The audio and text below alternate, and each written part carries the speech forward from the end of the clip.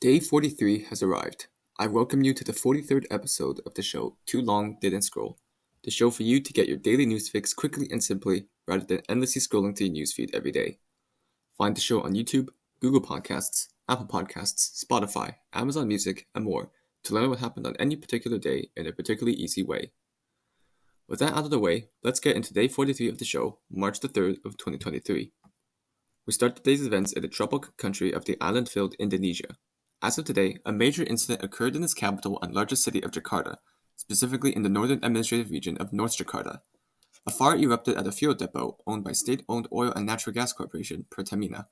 The oil refinery is one of the country's largest and most important fuel facilities, with a capacity of 300 million liters of fuel and the ability to handle 20% of the country's fuel supply. Due to significant fire hazard its existence posed on residential neighborhoods, residential properties were initially forbidden from being built close to the refinery and were ordered to maintain distance.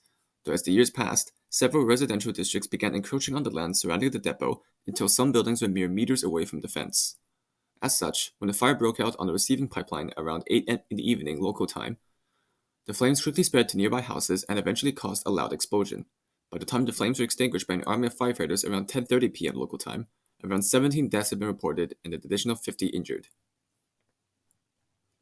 We now head on over to the country of Cambodia, which has become infamous in its suppression of criticism and opposition in recent years, with the recent incident being the shuttering of a popular radio station under the orders of Prime Minister Hun Sen for apparently attacking him and his son.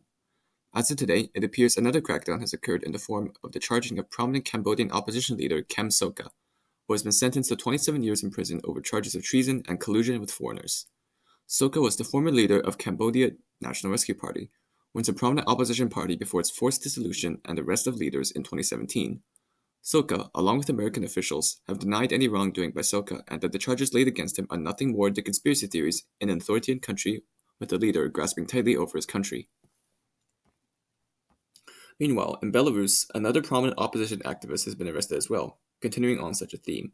Crackdowns in Belarus continue as the government fights back against opposition partisan groups and sentences numerous human rights activists to prison. One recent sentencing today was of Ales Bialyatsky, the 2022 Nobel Peace Prize winner and one of the country's most outspoken advocates for human rights. As of today, his and 3 others' colleagues' sentencing of up to 10 years in prison was likely delivered as a response to the anti-government protests that erupted back in 2020 demonstrating against Lukashenko's continued grip over the country. Bialyatsky was apparently convicted of financing actions violating the public order and smuggling.